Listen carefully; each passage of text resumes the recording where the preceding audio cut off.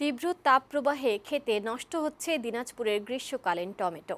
এতে লোকসানের মুখে পড়েছে চাষি ও ব্যবসায়ীরা। ভালো ফলন হলেও উৎপাদন খরচ তুলতে না পেরে দিশেহারা কৃষক। আর গরমে ফলন নষ্ট হওয়ায় কেনা দামেও বিক্রি হচ্ছে না টমেটো। দিনাজপুর সংবাদদাতা একরাম তালুকদারের প্রতিবেদন। গেল কয়েক বছর ধরে দিনাজপুরে বেড়েছে নাবি জাতীয় গ্রীষ্মকালীন টমেটোর আবাদ। তবে এবার উৎপাদন ভালো হলেও তীব্র গরমে নষ্ট হচ্ছে টমেটো।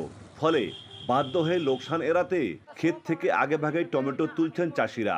এতে উঠছে না উৎপাদন খরচও।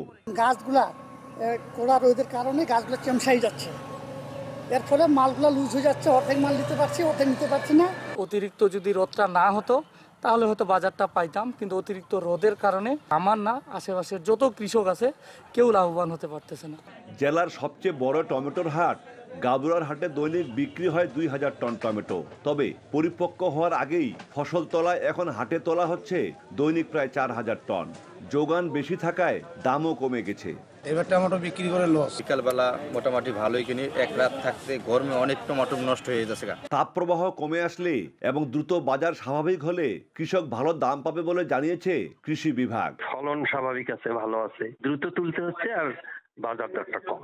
শীঘ্রই বাজারটা ভালো হবে বলে আশা করি। চলতি মৌসুমে জেলার 10,000 হেক্টর জমিতে গ্রীষ্মকালীন টমেটোর চাষ হয়েছে।